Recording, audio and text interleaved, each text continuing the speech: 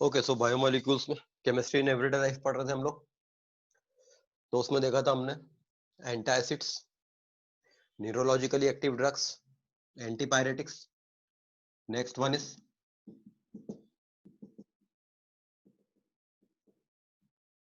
antimicrobials. Antimicrobials are those drugs which kills the microorganisms. They can be divided into three categories: antibiotics,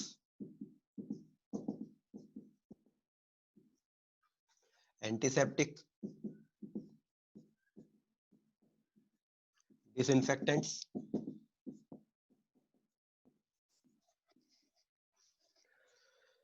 Antibiotics are those antimicrobials which are ingested orally.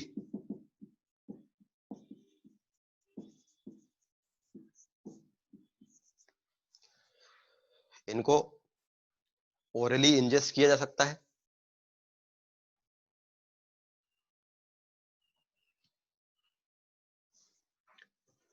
So antibiotics are those drugs which are ingested orally. Antiseptics, these are the drugs which are antimicrobials, but they apply externally on the wound.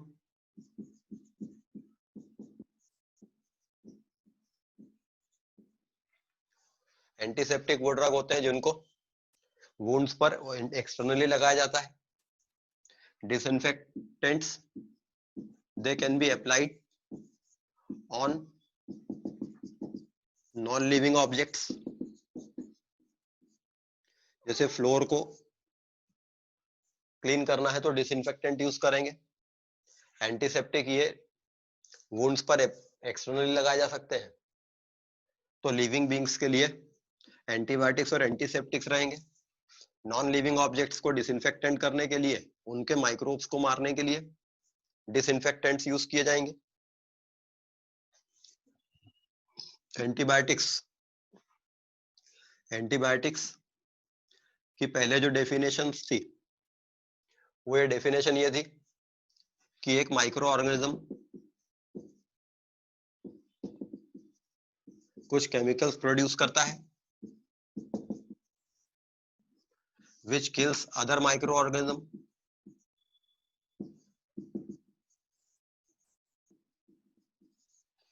अगर ये chemical किसी दूसरे microorganism को किल करता है, so those chemicals which are produced by one microorganism which kills other microorganism are called antibiotics. But later on ये पाया गया कि antibiotics can also be synthesized in the laboratory. Antibiotics को लेबोरेटरी में भी बनाया जा सकता है, जरूरी नहीं कि वो एक माइक्रो ऑर्गेनिज्म से ही बने।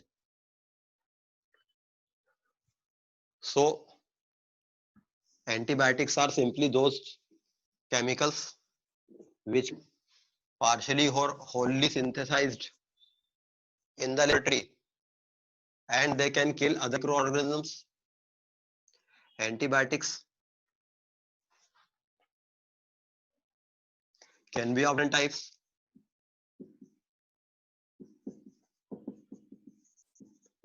Bactericidal,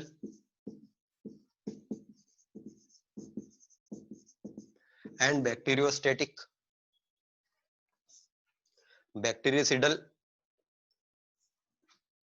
वो एंटीबायोटिक्स होती है जो माइक्रो ऑर्गेनिज्म को किल कर देती है, जबकि bacteriostatic they do not kill the micro organism, they prevents the growth of micro organism.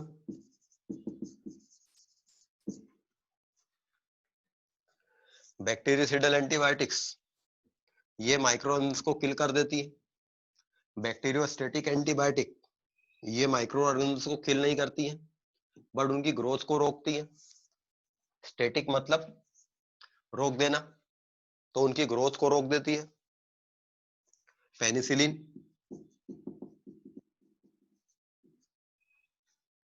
Ofloxacin,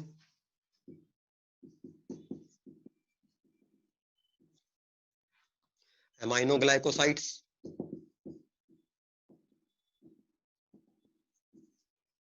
These are bactericidal antibiotics. Chloramphenicol,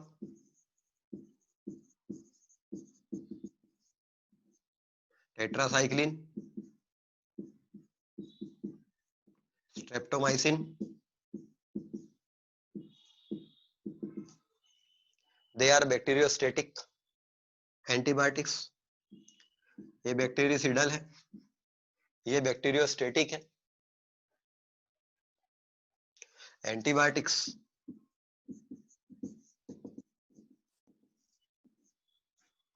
can also be classified as broad spectrum, narrow spectrum, and limited spectrum.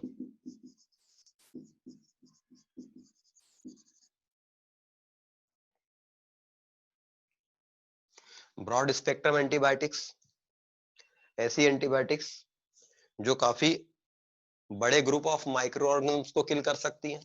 इनका scope of action ज्यादा रहता है. ये काफी सारी disease के लिए use की जा सकती है. नैरो स्पेक्ट्रम ऐसी एंटीबायोटिक्स जो केवल कुछ ही माइक्रो ऑर्गेनिम्स को किल कर सकती हैं. किसी पर्टिकुलर माइक्रो ऑर्गेनिज्म को किल करने के लिए अगर कोई एंटीबायोटिक है तो फिर वो लिमिटेड स्पेक्ट्रम है. जैसे डाइसिडाजीरिन,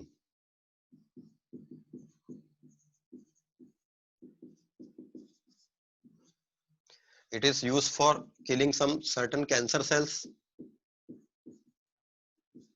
तो ये पर्टिकुलरली कैंसर सेल्स के लिए ही यूज की जाएगी, तो it is limited spectrum. Penicillin is narrow spectrum antibiotic, but chloramphenicol is broad spectrum antibiotic. Tetracycline is broad spectrum, streptomycin is broad spectrum, ampicillin and amoxicillin are broad spectrum.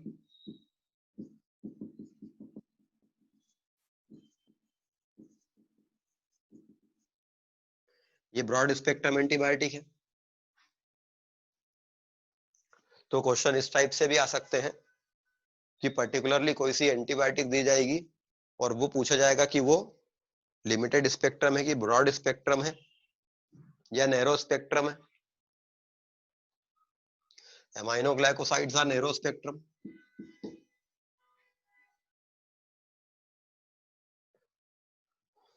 तो antibiotics ऐसे chemicals होते हैं जो micro organisms को किल करते हैं and they can be ingested orally और intravenously.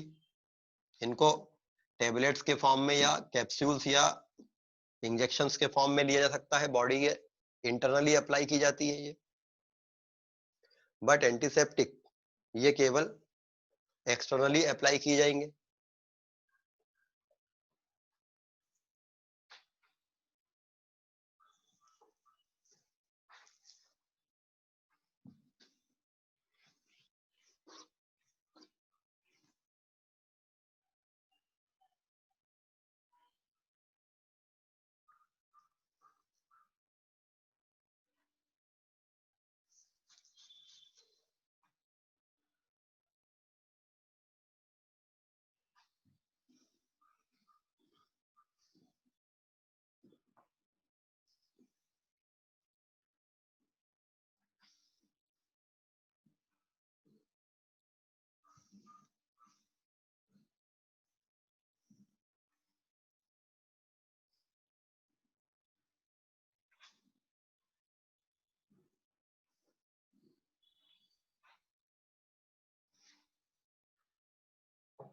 Next antiseptics.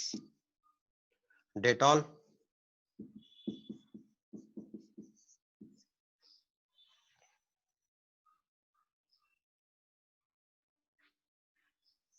Dettol is an antiseptic.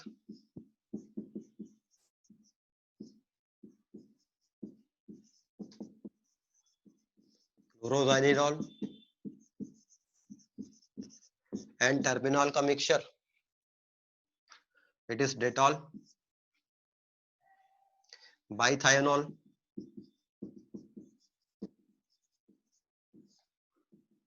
tincture of iodine,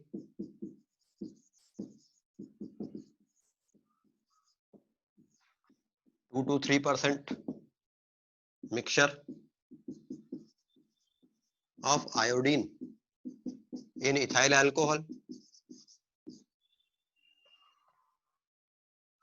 2 to 3% of iodine in ethyl alcohol is tincture of iodine.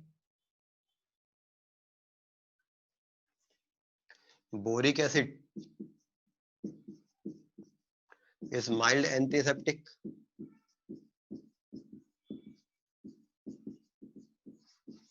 For eyes,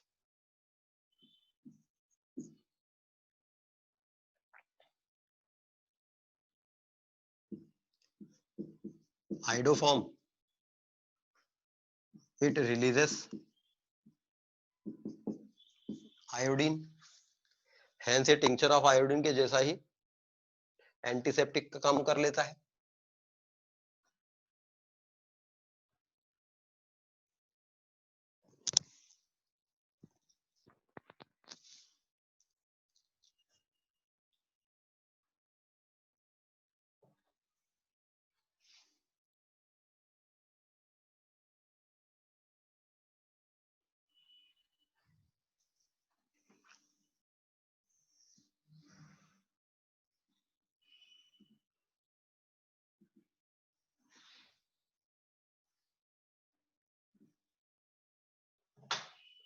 Disinfectants, 1% solution of phenol is disinfectant. हालांकि 0.2 to 0.5% solution या 0.1% solution of phenol is antiseptic also.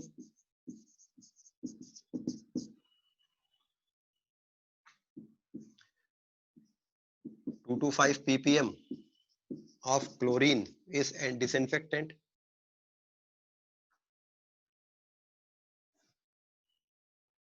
Hydrogen peroxide is a disinfectant.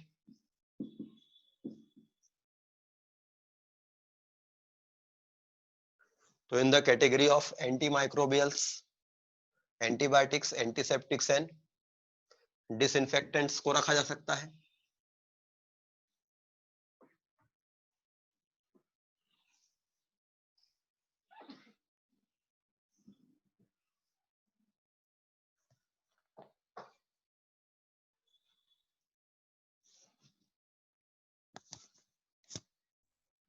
Hello हाँ जी. Sir, आपने एक पहले compound बताया था urotropin, वो किसके अंडर में आएगा? यूरोट्रोपिन अलग से कंपाउंड रहेगा जो यूरिनरी ट्रैक्ट इन्फेक्शंस के लिए यूज होता है.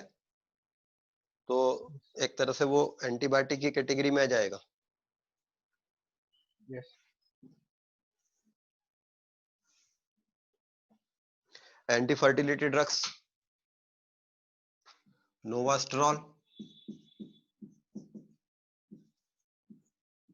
and ethinyl,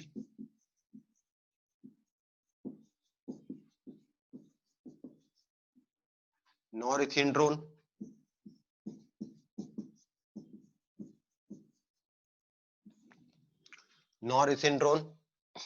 and ethinyl estradiol, it is also called novastrol. They are the anti-fertility drugs. Norethindrone is progesterone derivative.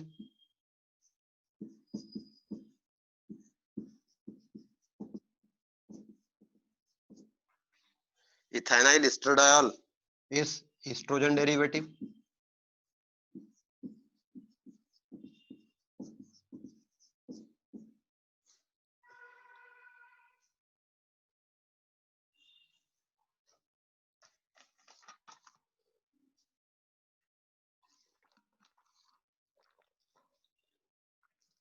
So these anti-fertility drugs are used in birth control pills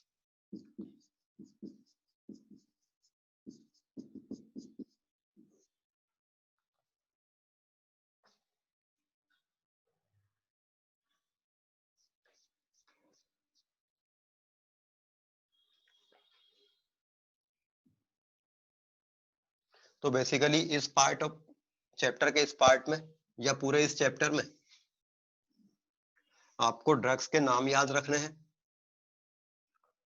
ये complete NCERT book में जो दिया है वो सारा मैं आपको बता रहा हूं, तो आप इस चैप्टर को या तो लेक्चर नोट से या फिर एनसीईआरटी बुक से तैयार कर सकते हैं।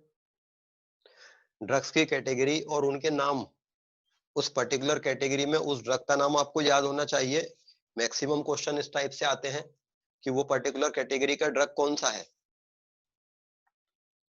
जैसे क्वेश्चन इस टाइप से आएगा कि which of the following is not an antacid.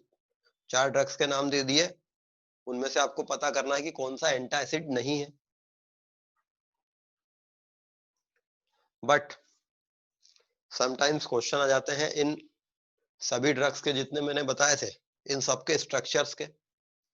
तो लेटर ऑन जब हम अमीनो एसिड्स के स्ट्रक्चर याद करेंगे, उसके लिए ट्रिक बताऊंगा, तो उस समय हम इन ड्रग्स के भी स्ट्रक्चर याद करेंगे।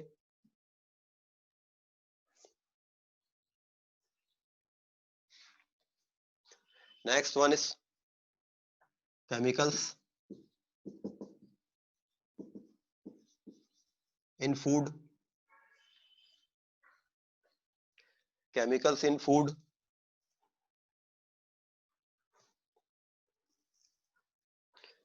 They can be of 2 types. Means ऐसा तो बहुत सारे होते हैं, बट हम जनरली 2 चीजें देखते हैं, food preservatives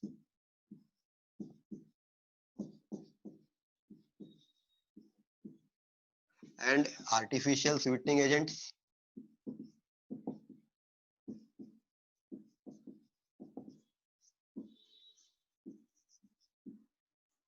food preservatives and artificial sweetening agents.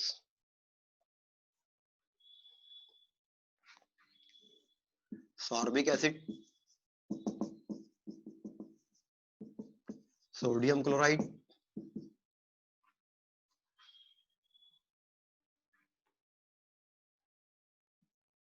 Sorbic acid, sodium chloride,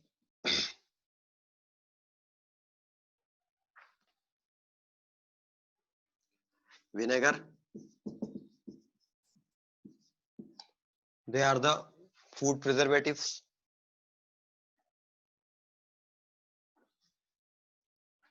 Artificial sweetening agents, fructose is the natural sweetening agent or sucrose, sugar जो रहती है,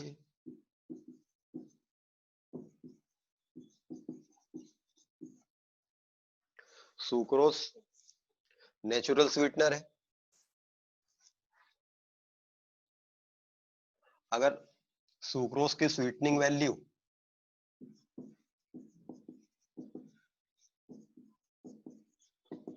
1 मान लिया जाए, तो शुगर या सुक्रोस से ज्यादा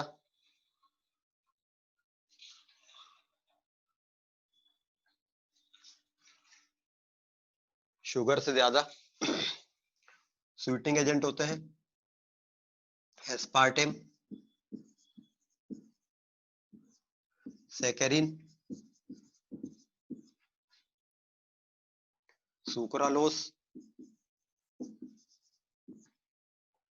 and alitame.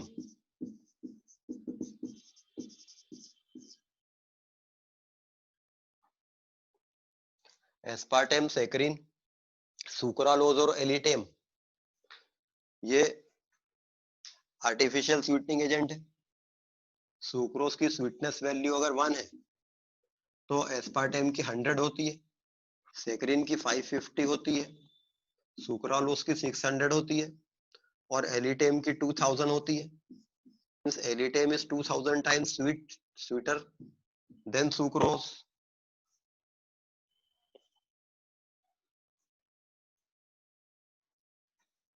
Aspartame, it is unstable at cooking temperature.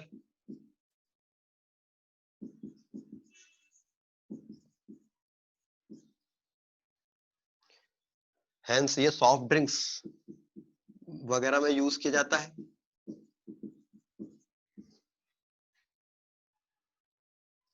Saccharin और सुक्रालोस ये जनरली हाई टेम्परेचर पर स्टेबल रहते हैं। सुक्रालोज जो है इस ट्राइक्लोरो डेरिवेटिव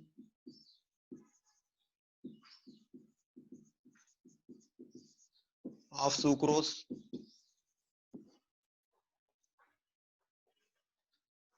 ये ट्राइक्लोरो डेरिवेटिव ऑफ सुक्रोज है। तो जनरली स्वीटनिंग एजेंट्स की तरह सैकरीन या सुक्रालोज को यूज किया जाता है। सुक्रोज की स्वीटनेस वैल्यू एक तो कम रहती है, इनकी स्वीटनेस वैल्यू ज्यादा है तो ये क्वांटिटी में कम लगते हैं। दूसरा, ये कैलोरी प्रोड्यूस करती है।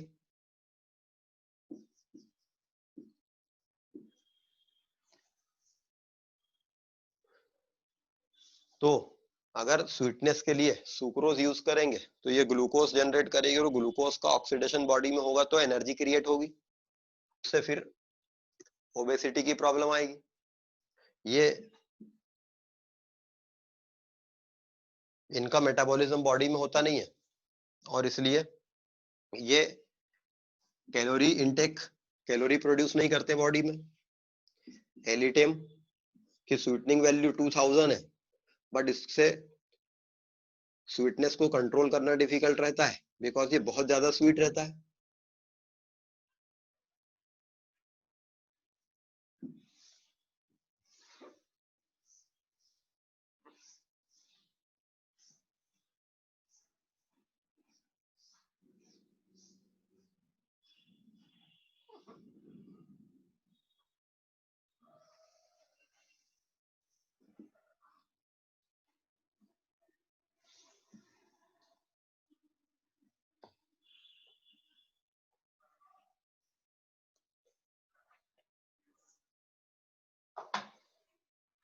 Next one is soap and detergent.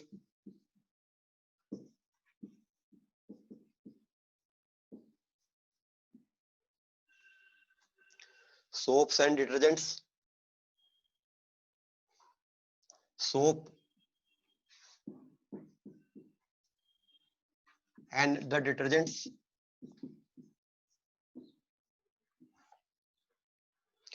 Sodium or potassium salt of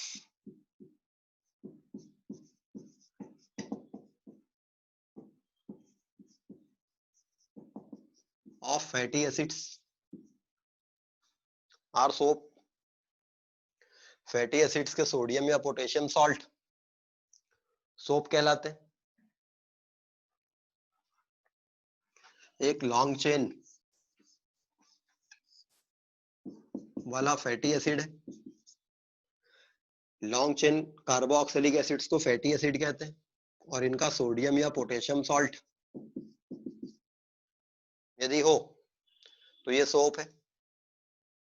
तो सोप में एक लंबी हाइड्रोकार्बन टेल रहती है, एक पोलर हेड होता है। तो सोप के मॉलिक्यूल ये रहेंगे, यहाँ सोडियम सॉल्ट या पोटेशियम सॉल्ट यहाँ रहेगा।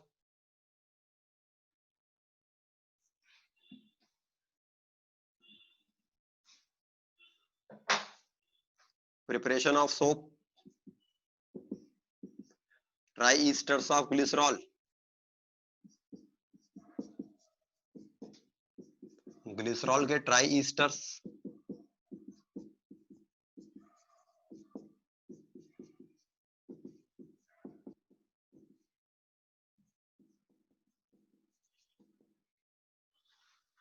दे are fats. Tri esters of glycerol ये फैट कहलाते हैं। तो एनिमल या वेजिटेबल फैट जो रहता है वो ग्लिसरॉल का ट्राई ईस्टर है, जिसमें ये सैचुरेटेड कार्बन चेन है। अगर ये अनसैचुरेटेड कार्बन चेन होती तो ये ऑयल कहलाता। जब इसका एल्कली के साथ हाइड्रोलिसिस करते हैं तो ईस्टर का alkaline hydrolysis it will produce glycerol which can be separated by fractional distillation and it will form soap. तो ये सोप प्रेसिपिटेट कर देगा।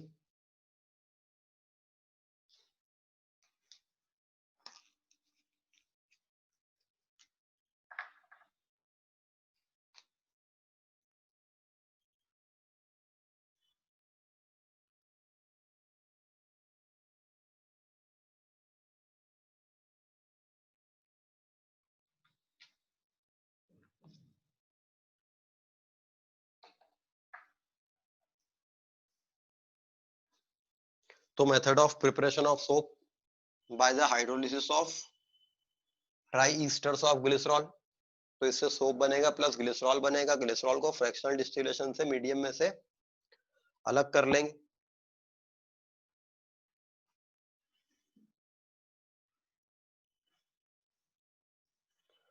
The cleaning action of soap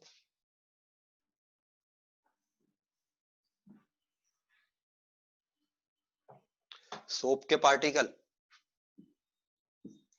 जब पानी में डिसॉल्व किए जाते हैं, सोप के पार्टिकल जब पानी में डिसॉल्व किए जाते हैं, तो सोप के पार्टिकल का ये जो टेल होती है, ये एक हाइड्रोकार्बन टेल है। तो ये हाइड्रोफोबिक होती है, वाटर से दूर भागती है। जबकि जो हेड होता है ये हाइड्रोफिलिक होता है।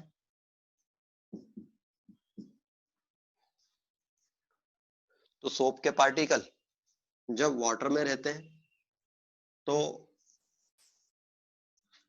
सोप के पार्टिकल जब वाटर में डिसॉल्व किए जाते हैं, तो इनकी टेल वाटर से दूर भागती है। तो soap particles in water medium में अंदर रहने के बजाय सरफेस पे पहुंच जाते हैं, और ये इस तरह से ओरिएंट हो जाते हैं कि इनकी टेल बाहर एयर में निकल जाए। सोप पार्टिकल सरफेस पे पहुंच जाते हैं और ये टेल बाहर निकल जाती है। इससे वाटर का सरफेस टेंशन कम हो जाता है, क्योंकि वाटर के पार्टिकल फिर सरफेस पे कम हो जाएंगे। लेकिन at higher concentration, low concentration पर सोप के पार्टिकल ऐसा करते हैं, बट एट हाई कॉन्सेंट्रेशन, जब सोप का कॉन्सेंट्रेशन बढ़ाते हैं हम, तो ये पार्टिकल मीडियम के अंदर यहाँ चले जाते हैं, और ये इस प्रकार से चले जाते हैं कि ये एक ऐसे स्फेरिकल बॉल लाइक स्ट्रक्चर बना लेते हैं। स्फेरिकल बॉल लाइक स्ट्रक्चर में सारे सोप पार्टिकल अपनी टेल अंदर कर देते हैं।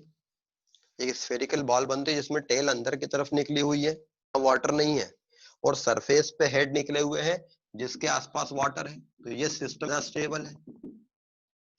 This spherical ball of the soap particles with the tail inside is called micelle.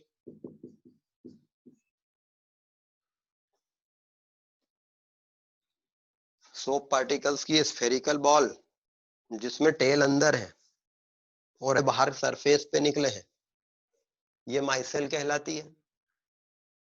तो लो कॉन्सेंट्रेशन पर सोप इलेक्ट्रोलाइट की तरह बिहेव करता है, हाई कॉन्सेंट्रेशन पर माइसेल फॉर्मेशन कर लेता है। तो जिस कॉन्सेंट्रेशन पर ये ट्रांसफॉर्मेशन होता है, that is called critical micellization concentration. CMC stands for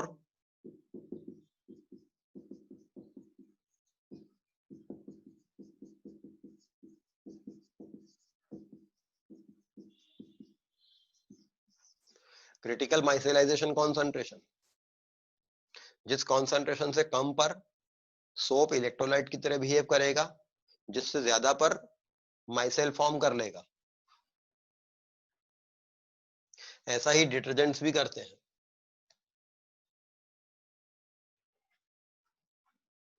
तो ये सोप की प्रॉपर्टी है। तो सोप के पास में एक हाइड्रोफोबिक टेल रहती है और एक हाइड्रोफिलिक हेड होता है।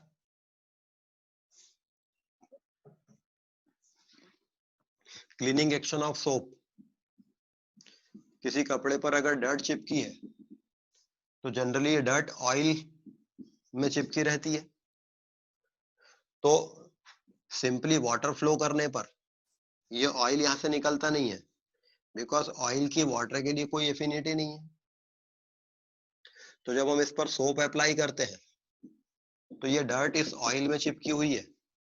जब इस पर सोप अप्लाई करते हैं तो सोप पार्टिकल की जो हाइड्रोफोबिक टेल है ये लिपोफिलिक होती है,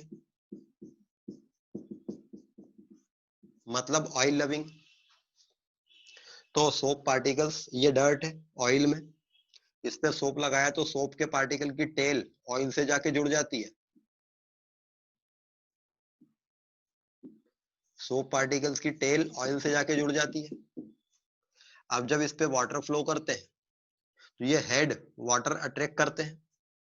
तो वाटर जब फ्लो करेंगे तो हेड खिंचाएंगे और उनके कारण वो ऑयल भी खिंचाएगा, बिकॉज ये टेल ऑयल से जुड़ी हुई है। वाटर इस हेड को पुल कर रहा है तो ये टेल भी पुल होगी और ऑयल भी पुल होगा। तो this is the cleaning action of soap.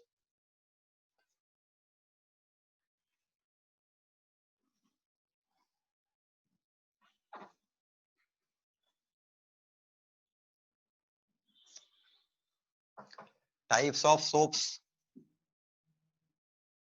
Soap की अलग अलग वैरायटी होती है। Bathing soaps generally potassium salt रहते हैं and they are found by better grade oil.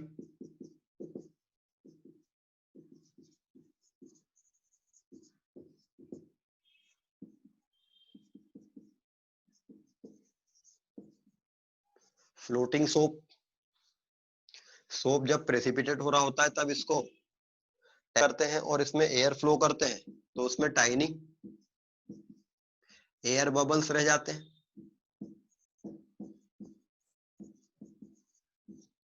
जिसके कारण ये सोप फ्लोटिंग सोप रहता है।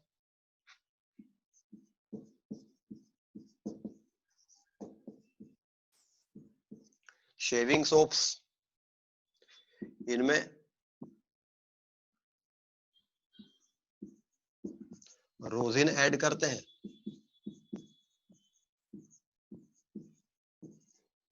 फोम क्रिएट करने के लिए। मेडिसिनल सोप्स,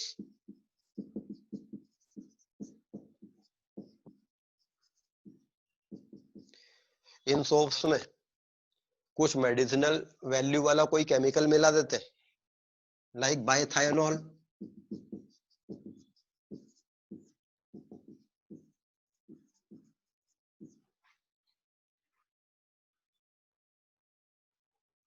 ट्रांसपेरेंट सोप,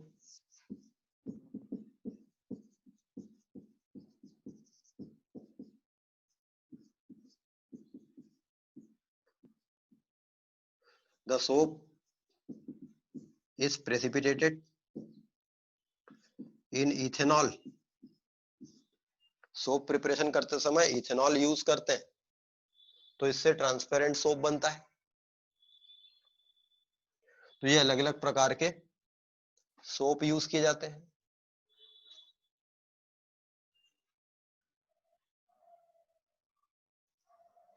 तो ये कंप्लीट चैप्टर एनसीईआरटी बुक में दिया हुआ है। आप चाहे तो नोट्स एनसीईआरटी बुक से भी बना सकते हैं, लेकिन याद करने का बहुत सारा है इसमें, और इसको आदत डालिए बार बार याद करने की, ताकि आपको चीजें याद रहें। इस चैप्टर से जो क्वेश्चन आएंगे वो मेमोरी बेस्ड क्वेश्चंस के आएंगे।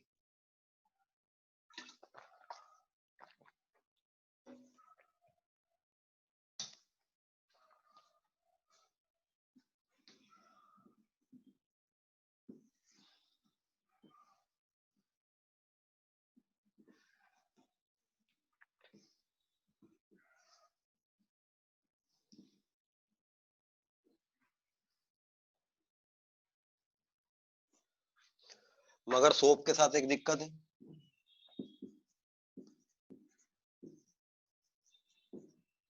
अगर सोप को हार्ड वाटर में यूज करते हैं जिसमें कैल्शियम या मैग्नीशियम सॉल्ट होते हैं। तो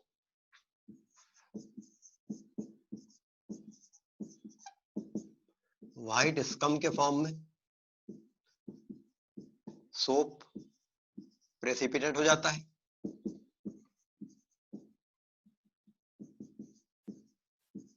तो soap can not be used in hard water.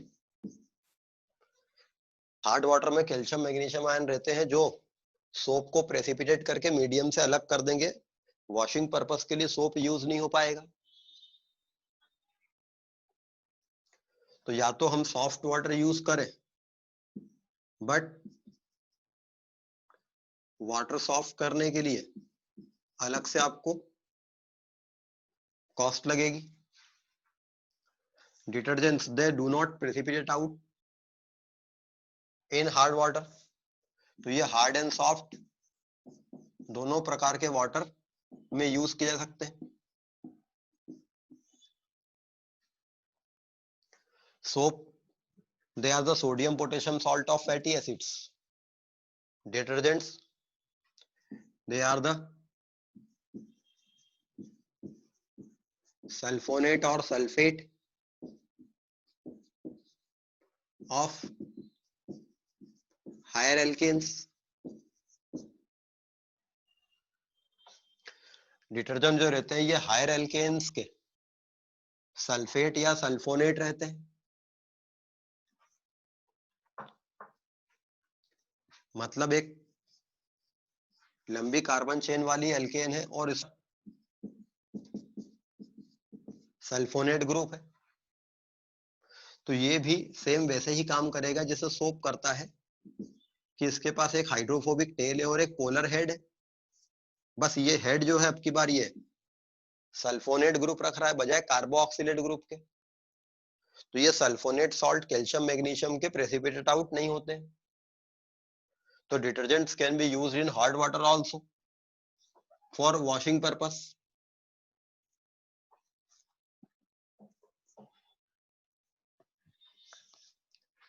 तो C12H25OH डोडेकाइल अल्कोहल को अगर कॉन्सेंट्रेटेड सल्फ्यूरिक एसिड से ट्रीट करते हैं देन ये डिटर्जेंट फॉर्म करता है।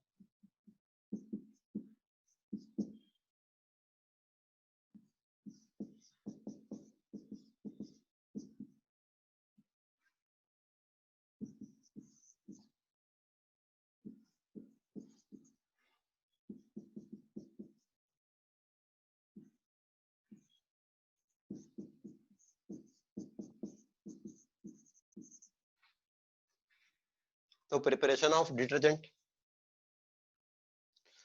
डोडेकाइल अल्कोहल है, 12 कार्बन वाली चेन है और अल्कोहलिक ग्रुप है। सल्फ्यूरिक एसिड से ये सल्फोनेट ग्रुप लग जाएगा इस पर।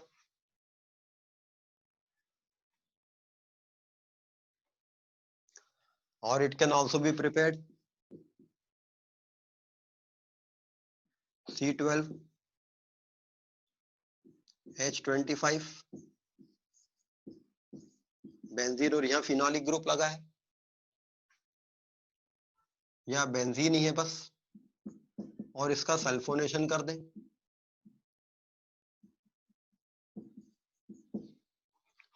तो बेंजीन का पैरा पोजीशन पर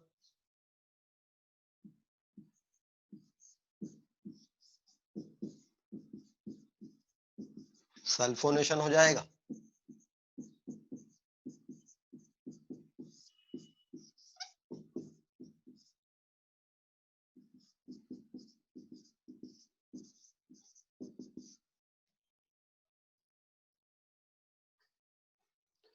तो या तो अल्कोहलिक ग्रुप लेकर उसका सल्फोनेशन कर दें या बेंजीन का सल्फोनेशन कर दें, इलेक्ट्रोफिलिक सब्स्टिट्यूशन रिएक्शन।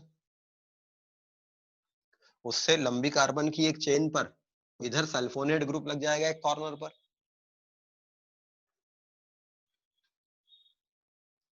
तो सोडियम और potassium sulphonates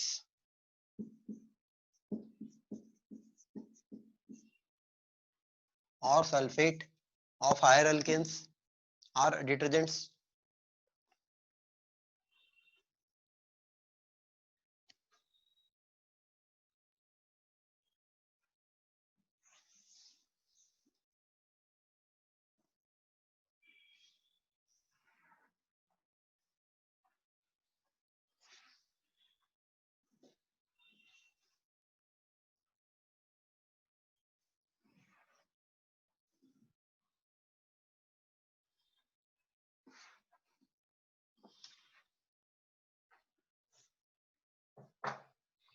Detergents can be of three types: anionic detergents,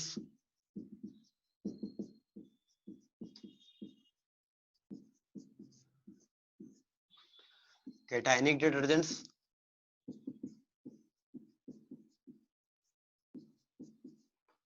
and non-ionic detergents.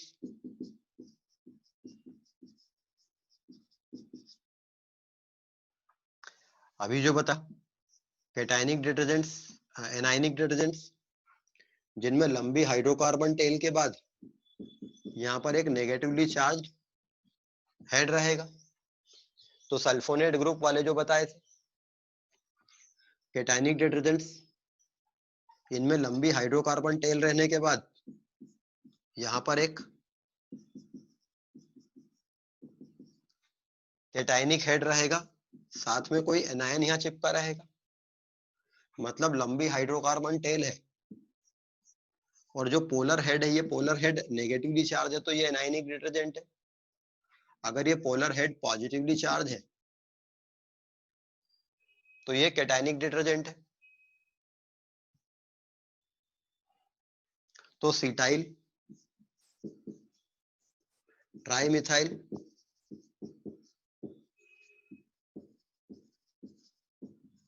Ammonium bromide, सीटाइल trimethyl ammonium bromide is a cationic detergent. They are expensive. तो generally detergents anionic detergent होते हैं, cationic detergents expensive होते हैं, hair conditioners में use किए जाते हैं।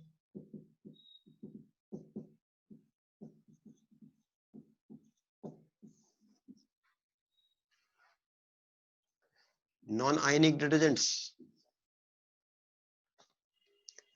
ये हायर ईस्टर्स होते हैं, ताकि जब इनका हाइड्रोलिसिस होगा तो ऐसे पोलर हेड वाले ग्रुप मिल जाएंगे। They are used in liquid dishwashing agents,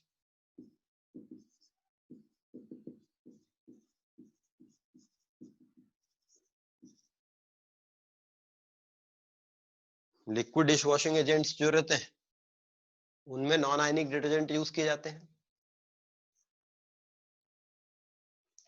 तो ये अलग अलग प्रकार के सोप और डिटर्जेंट है।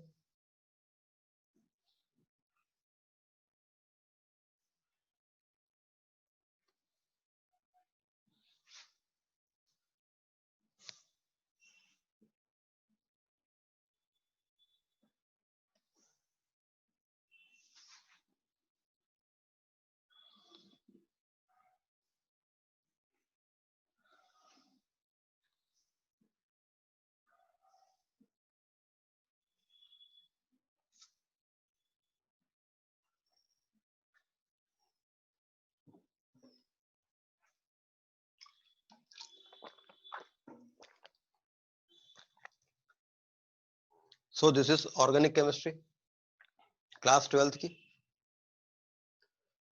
नेक्स्ट, अब हमारे पास में फिजिकल केमिस्ट्री और इनऑर्गेनिक केमिस्ट्री के चैप्टर्स बचे हुए हैं।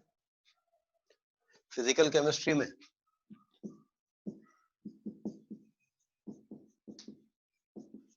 केमिकल काइनेटिक्स, पिछले साल हम लोगों ने ये चैप्टर पढ़ा था, इसका वो पार्ट जो 11th में जरूरी था वो सारा हमने पढ़ लिया था। इसका बाकी का बचा पार्ट जो 12th में जरूरी है, प्लस रेडियो एक्टिविटी,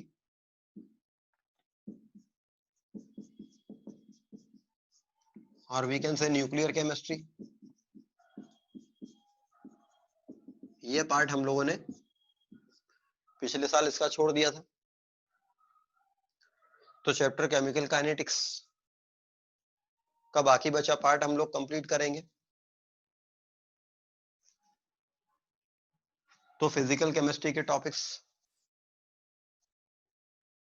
देखते हैं हम लोग जो 12th क्लास में है।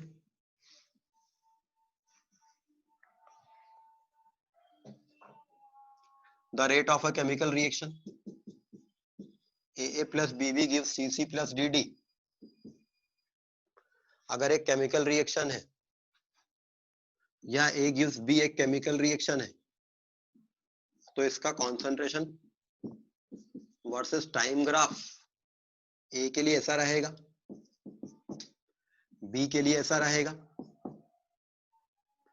तो किसी रिएक्शन में वो सब्सटेंस जिसका कॉन्सेंट्रेशन टाइम के साथ कम होता है वो रिएक्टेंट कहलाता है, जिसका कॉन्सेंट्रेशन टाइम के साथ बढ़ता है वो प्रोडक्ट कहलाता है।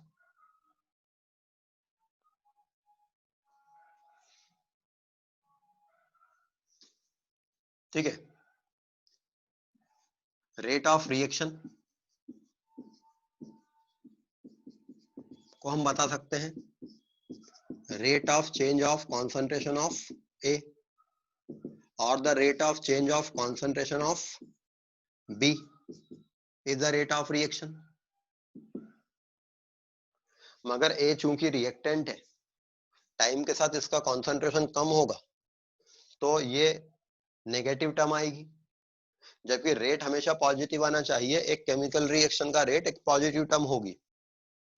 तो जब रिएक्टेंट्स के टर्म्स में रेट बताते हैं तो एक नेगेटिव साइन ले लेते हैं ताकि ये नेगेटिव टर्म होने के बावजूद भी ये साइन के कारण ये पॉजिटिव टर्म आए, और ये तो पॉजिटिव है ही। हम देख रहे हैं कि यहाँ पर कॉन्सेंट्रेशन डिक्रीज हो रहा है तो रेट नेगेटिव आएगा, बट ये नेगेटिव साइन उसको पॉजिटिव कर देगा। तो the significance of this negative sign कि रेट ऑफ रिएक्शन हमेशा पॉजिटिव ही आता है, इस तरह से। लेकिन अगर ये reaction A gives 2B type की होती तो मीडियम में जिस रेट से A खर्च हो रहा होता B दरअसल उससे डबल रेट से बन रहा होता। अगर A जिस रेट से खर्च हो रहा है B उससे डबल रेट से बनता अगर रिएक्शन की stoichiometry A gives 2B type की होती तो इस रिएक्शन का रेट A के टर्म्स में अलग आता और B के टर्म्स में अलग आता, जबकि रेट ऑफ रिएक्शन तो एक ही आना चाहिए। तो हम क्या करें, रेट ऑफ रिएक्शन दोनों के टर्म्स में सेम आए, इसलिए B के स्टोइचियोमेट्रिक कोएफिशिएंट से उसको डिवाइड कर दें तो ये दोनों टर्म सेम आ जाएंगी। तो एक केमिकल रिएक्शन का रेट ऑफ रिएक्शन को हम बता सकते हैं -1/A delta A by delta T -1/B delta B by delta T 1/C delta C by delta T। ये सारे रेट इक्वल आएंगे। तो rate of reaction per unit stoichiometric coefficients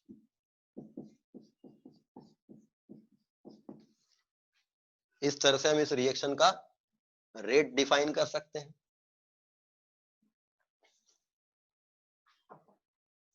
मगर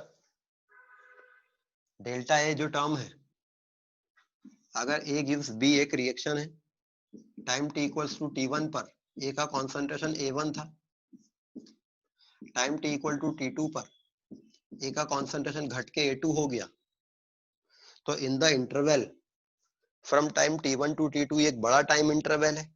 इस बड़े टाइम इंटरवल में A के कॉन्सेंट्रेशन में कितना चेंज आया है, अगर हम उसको करते हैं A2 minus A1 upon T2 minus 1 is the rate of reaction, तो ये एवरेज रिएक्शन रेट देता है, ये रिएक्शन का एक्चुअल रेट नहीं देता है, बिकॉज इस रिएक्शन का रेट रिएक्टेंट के कॉन्सेंट्रेशन पे डिपेंड करता था, और ये एक स्ट्रेट लाइन में कम नहीं हुआ है, एक का कॉन्सेंट्रेशन ऐसे कम नहीं हुआ है यूनिफॉर्म, वो ऐसे कम हुआ है। तो ये रिएक्शन टाइम t1 से t2 इंटरवल में हमेशा अलग अलग रेट से चल रही थी। According to law of mass action, the rate of a chemical reaction depends upon the concentration of reactants, और रिएक्टेंट्स का कॉन्सेंट्रेशन टाइम के साथ कम होता जा रहा है, तो उस टाइम इंटरवल में इस रिएक्शन का रेट भी कम होता गया होगा, इसलिए रिएक्शन एक फिक्स रेट से नहीं चली होगी ड्यूरिंग दैट टाइम इंटरवल। तो ये हमको जो रेट मिलता है, ये सारे जो रेट मिल रहे हैं, ये एवरेज रेट मिल रहे हैं कि उस टाइम इंटरवल में एवरेज कितना चेंज आया है कॉन्सेंट्रेशन में। लेकिन टाइम के एक पर्टिकुलर इंस्टेंस पर रिएक्शन किस पर्टिकुलर रेट से चल रही थी, वो कहलाता है इंस्टेंटेनियस रेट। सो इसके लिए आपको टाइम को, इंटरवल को छोटा लेना पड़ेगा, so that we can say that in minus delta I by delta t, if delta t tends to 0, it will become minus dA by dt. This will be the instantaneous rate of the reaction. The rate of a reaction at a particular instance of time is called instantaneous rate. तो ये उस reaction का instantaneous rate है। Instantaneous reaction rate major करने के लिए reaction का concentration versus time graph plot करेंगे, और आपको इस पर्टिकुलर इंस्टेंस पर इंस्टेंटेनियस रेट ऑफ रिएक्शन चाहिए, तो इसके करस्पॉन्डिंग पॉइंट उस कर्व पे निकालेंगे। The tangent of this curve at this point will be the rate at this particular instance. आपको इस इंस्टेंस पे रेट ऑफ रिएक्शन चाहिए, इस पर्टिकुलर टाइम की टेंजेंट पता करो। The slope of the tangent dy by dx होगा, और y एक्सिस पर क्या है, इस टेंजेंट का slope minus dy by dx है, और y एक्सिस पर क्या है, a का कॉन्सेंट्रेशन, और x एक्सिस पर क्या है, टाइम। तो ये d of concentration of upon d of time हो गया। और the rate of reaction can also be calculated by the curve of the product. इस पर्टिकुलर इंस्टेंस ऑफ टाइम पे रिएक्शन का रेट पता करना है, इस पे पॉइंट लिया और इसकी टेंजेंट ड्रॉ कर ली, इस टेंजेंट का स्लोप अब की बार प्लस dy by dx आएगा, मतलब वो dv by dt की टर्म हो जाएगी।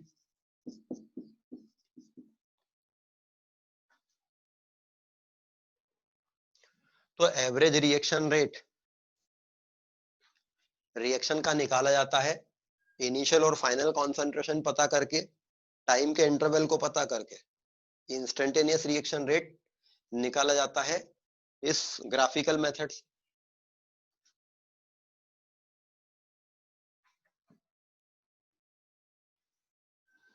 ये सारी चीजें पिछली क्लास में पिछले साल मैंने बताई थी 11th क्लास में।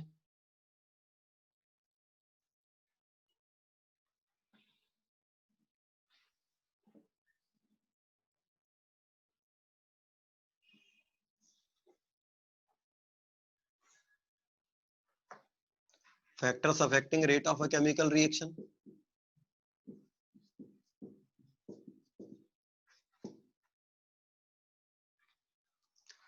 Factors affecting rate of a chemical reaction. किसी केमिकल रिएक्शन के रेट को अफेक्ट करने वाले factors, concentration of reactants, temperature,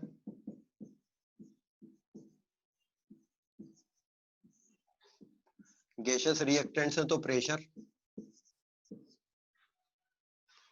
किसी रिएक्शन के रेट को अफेक्ट करेगा। इसके अलावा nature of reactants, ionic reactions are fast, covalent reactions are generally slow. तो nature of reactants, surface area, reactants का सरफेस एरिया जितना ज्यादा रहता है, रेट ऑफ रिएक्शन उतना ज्यादा रहता है।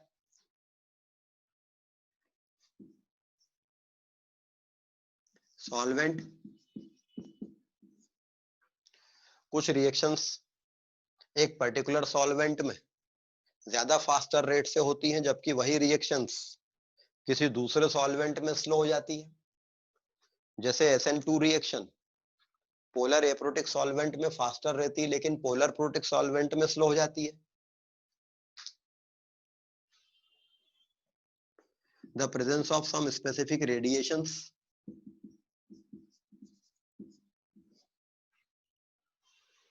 ऐसी रिएक्शंस जो किसी पर्टिकुलर टाइप की लाइट या इलेक्ट्रोमैग्नेटिक रेडिएशन से इनिशिएट होती है और फास्ट होती है, जैसे photosynthesis, they are called photochemical reactions. तो ये पर्टिकुलर रेडिएशन से अफेक्ट होती है। कैटलिस्ट,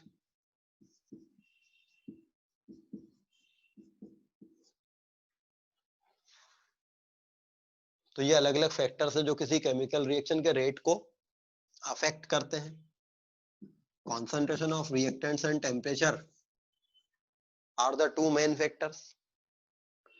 तो पूरा केमिकल काइनेटिक्स चैप्टर में बेसिकली दो बातों को पढ़ा जाता है।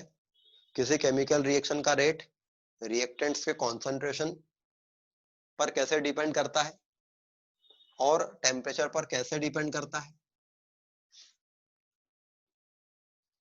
तो पहले हम देखेंगे the dependence of reaction rate on concentration of reactants. किसी रिएक्शन के रेट का रिएक्टेंट्स के कॉन्सेंट्रेशन पे dependence.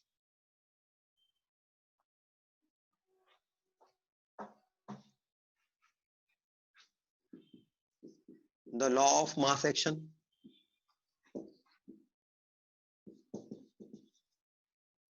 Law of mass action बताता है कि किसी केमिकल रिएक्शन का रेट रिएक्टेंट्स के कॉन्सेंट्रेशन पर कैसे डिपेंड करता है। According to law of mass action,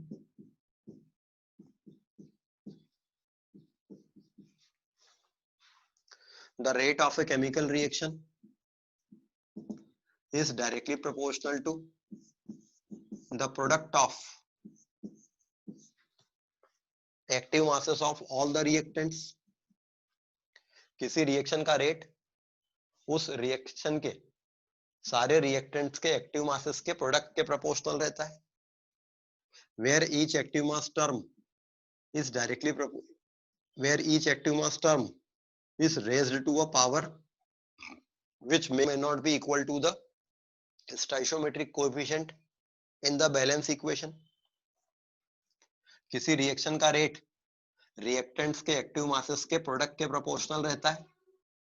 इस रिएक्शन का रेट ए और बी दोनों के एक्टिव मासेस के प्रोडक्ट के प्रोपोर्शनल रहेगा, where each active mass term is raised to a power which may or may not be equal to the stoichiometric coefficient in the balance equation।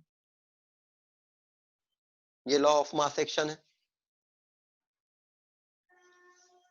The rate of a chemical reaction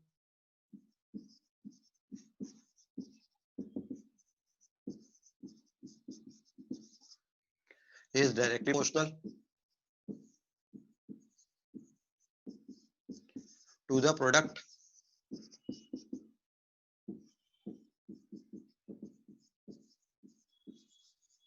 of active masses of all the reactants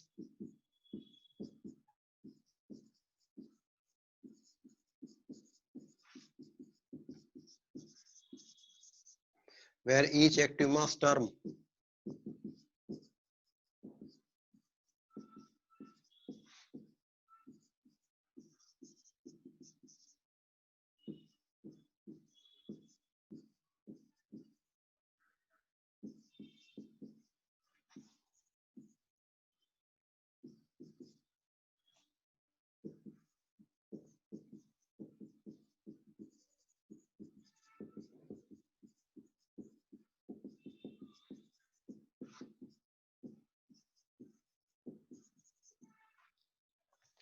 The rate of a chemical reaction is directly proportional to the product of active masses of all the reactants, where each active mass term is raised to a power which may or may not be equal to the stoichiometric coefficient in the balance equation.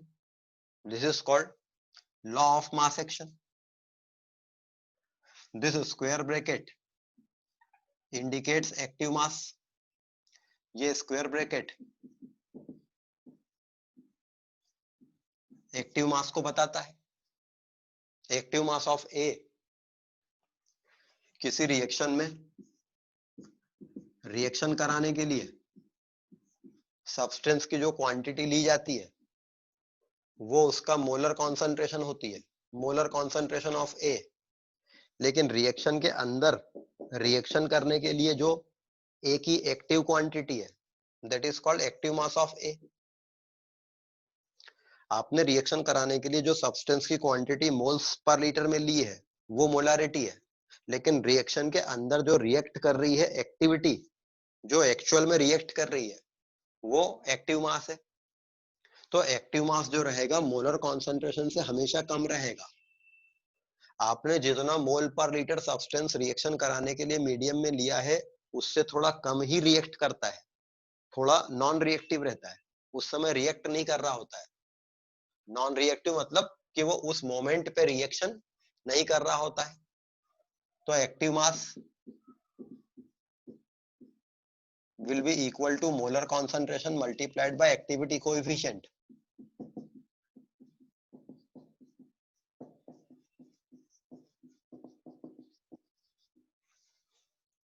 Active mass होता है molarity equal, active mass होता है molarity multiplied by activity coefficient. This activity coefficient basically it is the fraction of substance active towards the reaction.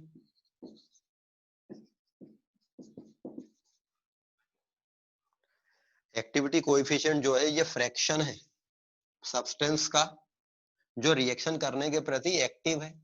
The fraction of substance which is active towards the reaction is active mass.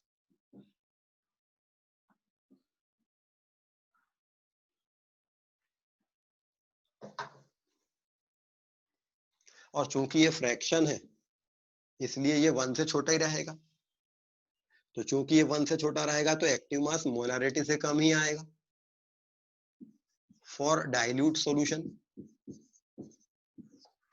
Activity coefficient is nearly equal to 1 मान लिया जाता है. तो active mass is taken as equal to molarity. चूंकि जितने भी experiment किए जाते हैं वो डाइल्यूट सॉल्यूशन में किए जाते हैं तो हम ये मान लेते हैं कि जितना सब्सटेंस रिएक्ट करने के लिए लिया है उतना की उतना पूरा एक्टिव है. तो एक्टिव मास मोलारिटी इक्वल हो जाते हैं.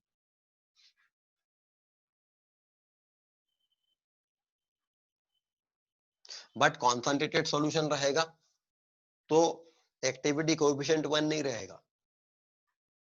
बट आपको सारे क्वेश्चंस में डाइल्यूट सॉल्यूशन मान के ही करना है.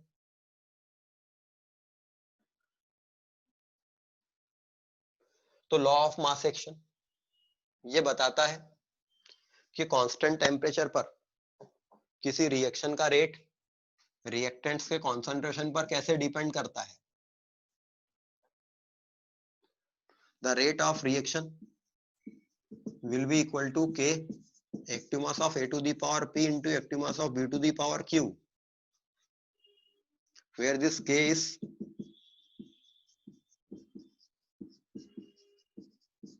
rate constant of the reaction. अगर एक्टिव मास ऑफ A 1 होता, एक्टिव मास ऑफ B 1 होता, तब रिएक्शन का रेट स्पेसिफिक रिएक्शन रेट कहलाता और वो K के बराबर होता. मतलब किसी केमिकल रिएक्शन का रेट कांस्टेंट K क्या बताता है.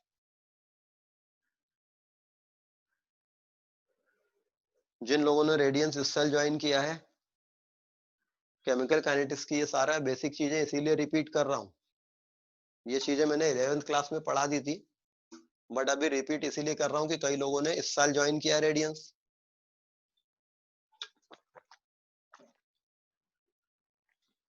तो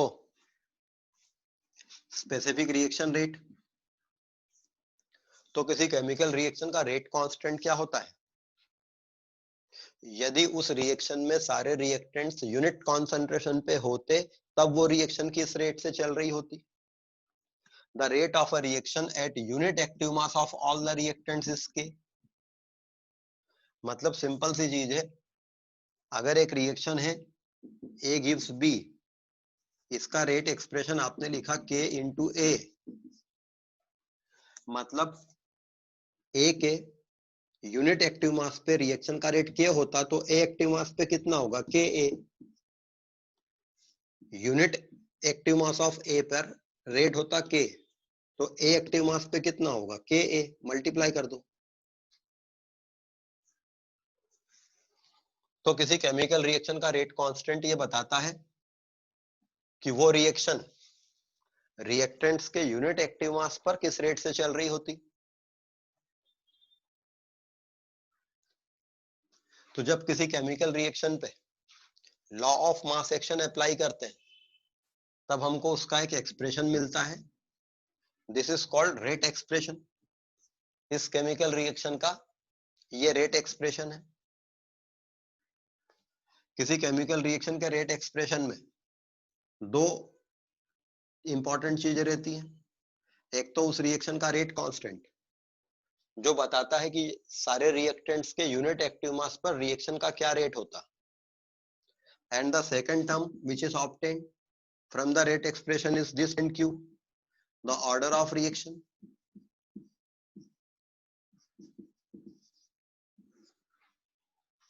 किसी केमिकल रिएक्शन का order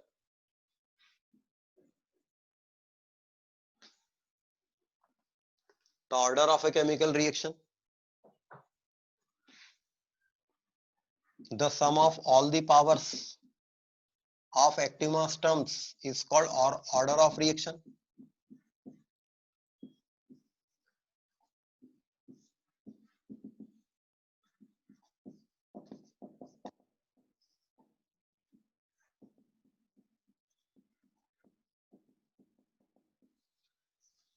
Here P is the order of reaction with respect to A है, and Q is the order of reaction with respect to B है, and P plus Q is the overall order of reaction. Order of reaction का physical significance क्या है? किसी chemical reaction का order क्या बताता है? किसी केमिकल रिएक्शन का ऑर्डर क्या बताता है? एक रिएक्शन का रेट रिएक्टेंट्स के एक्टिव मास पर डिपेंड करता है, मगर ये कैसे डिपेंड करता है वो ये पावर बताती है।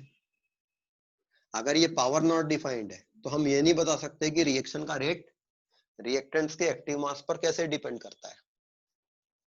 केमिकल रिएक्शंस में काफी वैरायटी होती है। कई केमिकल रिएक्शंस ऐसी होती हैं जिनमें रिएक्टेंट्स का कॉन्सेंट्रेशन डबल करने पे रेट डबल हो जाता है, हाफ करने पे हाफ हो जाता है, ट्रिपल करने पे ट्रिपल होता है। मतलब रिएक्शन के रेट का डिपेंडेंसी कॉन्सेंट्रेशन पे लीनियर है, दोनों साथ में बढ़ते हैं, साथ में कम होते हैं, तो वी कैन से कि ये पावर 1 है। But there are certain reactions जिनमें रिएक्टेंट्स का कॉन्सेंट्रेशन डबल करने पे रेट 4 टाइम्स हो जाता है। जितने फैक्टर से आपने रिएक्टेंट्स का कॉन्सेंट्रेशन चेंज किया, रिएक्शन का रेट उसके स्क्वायर फैक्टर से बढ़ जाता है। मतलब हम ये कह सकते हैं कि रिएक्शन का रेट रिएक्टेंट्स के कॉन्सेंट्रेशन की 2 पावर पे डिपेंड करता है। तो ये पावर एक्चुअल में बताएगी कि रिएक्शन का रेट रिएक्टेंट्स के कॉन्सेंट्रेशन पर कैसे डिपेंड करता है। कई रिएक्शन ऐसी भी होती हैं जिनमें रिएक्शन का रेट रिएक्टेंट्स के कॉन्सेंट्रेशन पर डिपेंड ही नहीं करता है। रिएक्टेंट्स का कॉन्सेंट्रेशन डबल करा, रेट ऑफ रिएक्शन उतना ही रहा, ट्रिपल किया, रेट ऑफ रिएक्शन उतना ही रहा, आधा किया, रेट ऑफ रिएक्शन वही रहा। मतलब हम कह सकते हैं इस रिएक्शन का रेट रिएक्टेंट से कॉन्सेंट्रेशन की 0 पावर पे डिपेंड करता है, मतलब नहीं करता है। अगर हम लिखते हैं rate equals to K A की पावर 0 और ए की पावर 0 1 होता है तो रेट इक्वल्स टू हो जाएगा के। मतलब रिएक्शन का रेट कांस्टेंट बना रहेगा फॉर एनी वैल्यू ऑफ ए। तो ये 0 इस बात को सिग्निफाई कर रहा है। इसी बात को अगर मैथमेटिकल टर्म्स में कहें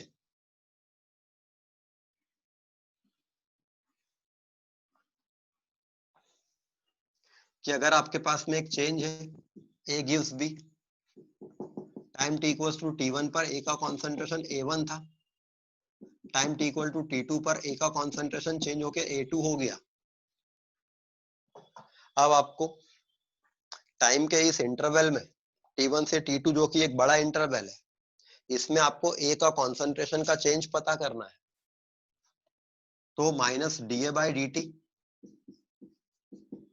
इक्वल टू KA आप लिखोगे, और आपको कॉन्सेंट्रेशन का चेंज पता करना है टाइम के एक इंटरवल में। तो आपके पास एक्सप्रेशन है K की पावर n। तो this integration can be performed from A1 to A2 for the time interval T1 to T2।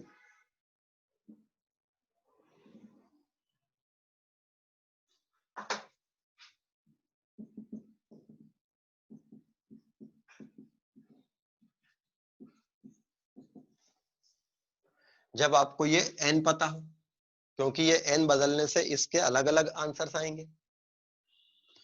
Time के एक इंटरवल में कॉन्सेंट्रेशन में कितना चेंज आएगा वो डिपेंड करेगा कि उस ड्यूरेशन में कॉन्सेंट्रेशन का चेंज कैसा था।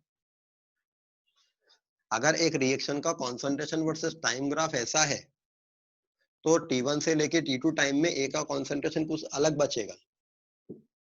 लेकिन अगर concentration versus time graph same reaction का ऐसा है तो टाइम T1 से T2 के इंटरवल में कॉन्सेंट्रेशन अलग बचेगा। अगर वो ऐसा है तो टाइम के एक इंटरवल में कॉन्सेंट्रेशन का चेंज अलग आएगा।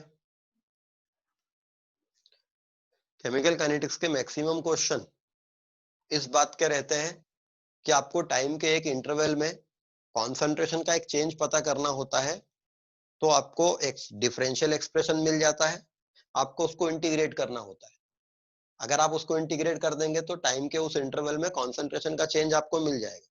But during that interval reaction का रेट में क्या चेंज आया था, वो रिएक्शन किस तरह से रिएक्टेंट्स के कॉन्सेंट्रेशन पर कैसे डिपेंड कर रही थी, वो आपको पता होना चाहिए। This will give different results. तो किसी केमिकल रिएक्शन के लिए ये एक्सप्रेशन डिफरेंशियल रेट एक्सप्रेशन कहलाता है।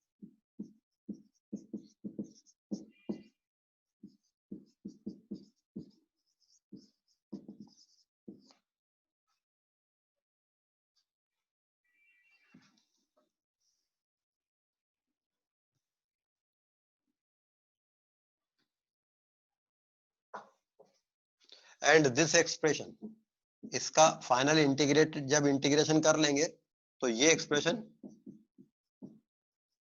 इंटीग्रेटेड रेट एक्सप्रेशन कहलाता है।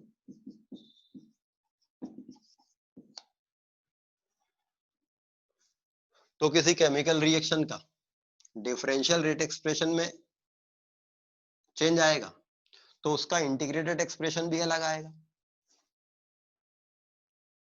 तो जीरो ऑर्डर रिएक्शन का इंटीग्रेटेड एक्सप्रेशन अलग होता है, फर्स्ट ऑर्डर रिएक्शन का इंटीग्रेटेड एक्सप्रेशन अलग होगा, सेकंड ऑर्डर रिएक्शन का इंटीग्रेटेड एक्सप्रेशन अलग होगा। इस n के बदलने से इंटीग्रेशन का रिजल्ट बदलता जाएगा, इसका जो सॉल्यूशन आएगा। तो मैक्सिमम केस में आपको यही करना होता है। केमिकल काइनेटिक्स के जो क्वेश्चंस आते हैं इनमें आपको रिएक्शन को पहचान के चेंजेस का डिफरेंशियल फॉर्म लिख लेना होता है और उनका इंटीग्रेटेड फॉर्म लिखना होता है। तो हम क्या करेंगे, कुछ basic reactions, zero order reaction, first order reaction, second order reaction, इनके डिफरेंशियल एक्सप्रेशन और उनके इंटीग्रेटेड फॉर्म डिराइव कर लेते हैं और याद कर लेते हैं।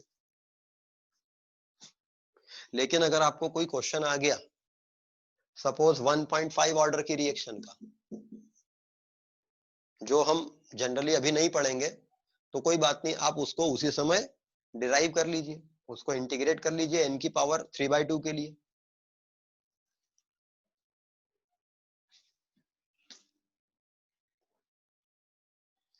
तो डिफरेंशियल एक्सप्रेशन हमें बताता है रेट ऑफ रिएक्शन रिएक्टेंट्स के कॉन्सेंट्रेशन पर कैसे डिपेंड करता है। डिफरेंशियल एक्सप्रेशन ये बताता है कि रेट ऑफ रिएक्शन रिएक्टेंट्स के कॉन्सेंट्रेशन पर कैसे डिपेंड करता है।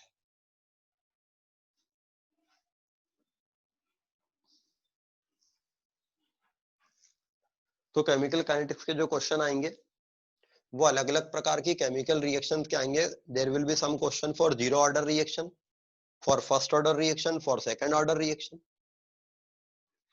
जिस ऑर्डर की रिएक्शन होगी आपको उस ऑर्डर का फॉर्मूला लगा के क्वेश्चन को सॉल्व करना है। For a zero order reaction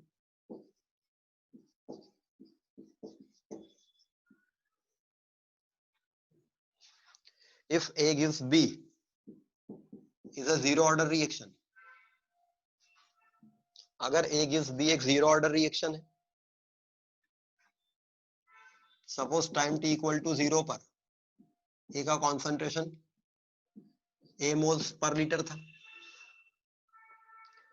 after time t equal to t A का concentration x moles per litre खर्च हो गया, तो A का कॉन्सेंट्रेशन बचेगा A minus x moles per litre. उस समय B का कॉन्सेंट्रेशन बनेगा x मोल्स पर लीटर। चूंकि ये जीरो ऑर्डर रिएक्शन है तो डिफरेंशियल एक्सप्रेशन डिफाइंड है।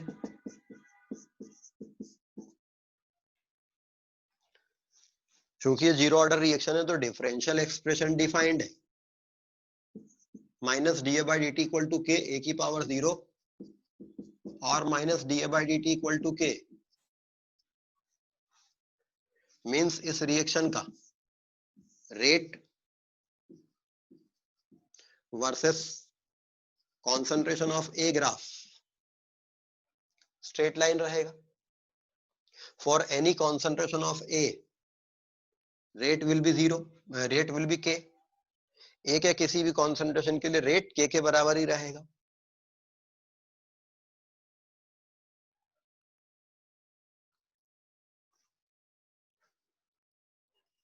ठीक है, बट टाइम के इस इंटरवल में अगर आपको ए का कॉन्सेंट्रेशन का चेंज पता करना है कि ए का कॉन्सेंट्रेशन कितना चेंज हो गया, तो minus D A equal to K D T इसको इंटीग्रेट करेंगे from A to A minus X integration of T D T from 0 to T, तो हो जाएगा from A to A minus X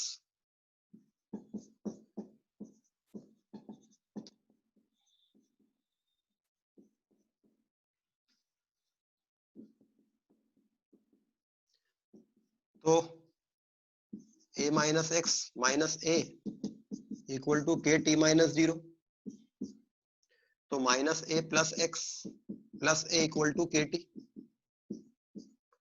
तो K equals to X upon T.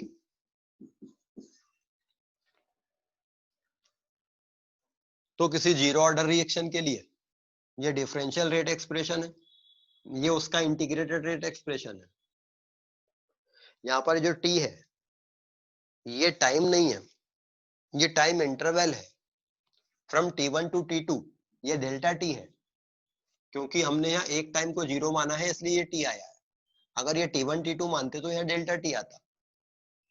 तो यहाँ पर T जो है वो ड्यूरेशन है, रिएक्शन के होने की एक पर्टिकुलर ड्यूरेशन। उस ड्यूरेशन में ये x क्या है, the concentration of product formed in that duration और the concentration of reactant which has been reacted in that duration. यहाँ पर ये x क्या होगा, the concentration of product formed in that duration और the concentration of reactant has been reacted in that duration. बताइए।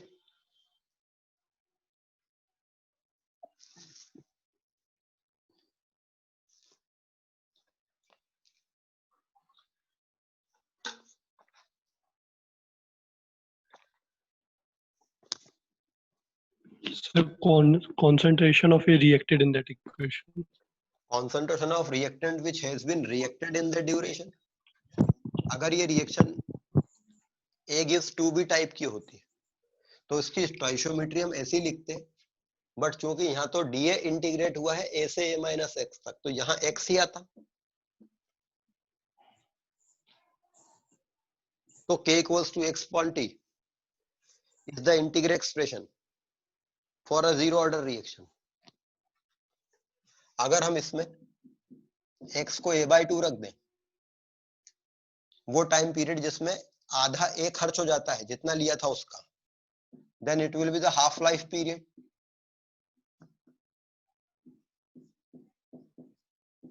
एक zero order reaction a/2 के time में आधी कंप्लीट हो जाती है,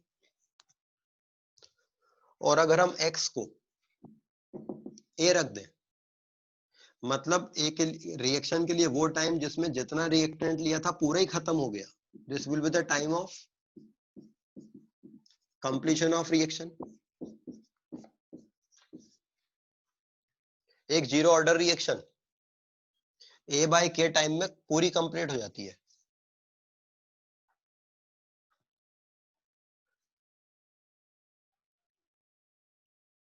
for a zero order reaction k equal to x upon t है, तो x इक्वल टू होगा kt और a minus x equal to होगा a माइनस kt. कंपेयर करेंगे इसको y equals to mx plus c से, तो a माइनस एक्स मतलब reactant concentration at different times versus time graph. अगर y एक्सिस पर a माइनस एक्स को ले और x एक्सिस पर t को ले ले, तो हमें एक स्ट्रेट लाइन मिलेगी जिसका स्लोप माइनस k होगा, जिसकी y एक्सिस इंटरसेप्ट a होगी. तो ये time of completion of reaction ये वाला टाइम आएगा. टाइम t इक्वल टू 0 पर a का कॉन्सेंट्रेशन ये a था, और ये कॉन्सेंट्रेशन ऑफ a 0 हो गया. ये time of completion of reaction आ गया. तो ग्राफिकल मेथड से आपको एक रिएक्शन को प्रूव करना है कि वो एक जीरो ऑर्डर रिएक्शन है. लेबोरेटरी में उस रिएक्शन को कराएंगे और अलग अलग टाइम पर रिएक्टेंट्स का कॉन्सेंट्रेशन नोट डाउन करते जाएंगे. फिर concentration of reactant versus time graph plot करेंगे. अगर वो स्ट्रेट लाइन आता है तो वो एक जीरो ऑर्डर रिएक्शन है.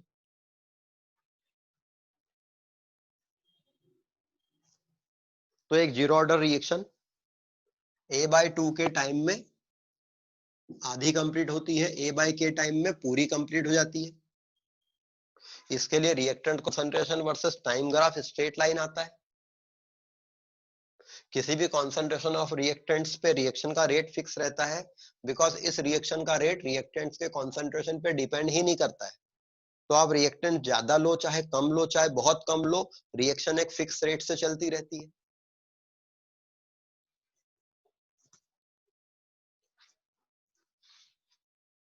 यूनिट ऑफ के की यूनिट रेट की यूनिट के बराबर रहती है. For a zero order reaction के की यूनिट मोल्स पर लीटर पर सेकंड रहेगी.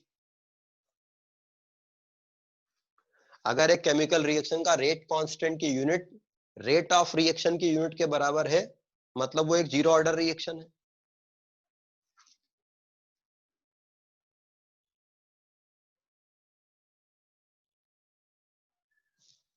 ठीक है. तो ये एक जीरो ऑर्डर रिएक्शन का काइनेटिक्स है. इन फॉर्मूले से जीरो ऑर्डर रिएक्शन के सारे क्वेश्चन सॉल्व हो जाते हैं. और अगर आप अपना कॉमन सेंस अगर यूज करें तो zero order reaction basically uniform rate से चलने वाली रिएक्शन होती है. मतलब इन रिएक्शन का रेट रिएक्टेंट्स के कॉन्सेंट्रेशन पर डिपेंड नहीं करता है. मतलब ये कांस्टेंट वेलोसिटी वाली जो आप बात करते हैं वो यहाँ सारे लगा सकते हैं. इस रिएक्शन का instantaneous rate average rate same रहेगा. ये रिएक्शन हमेशा एक ही जैसे रेट से चलती है, तो एवरेज जो निकालेंगे वो भी वही आएगा. इस रिएक्शन का रेट हमेशा कांस्टेंट रहता है, बदलता ही नहीं है। तो इसका एवरेज रेट और इंस्टेंटेनियस रेट एक जैसा आएगा। ठीक है, नेक्स्ट क्लास में बाकी का देखेंगे।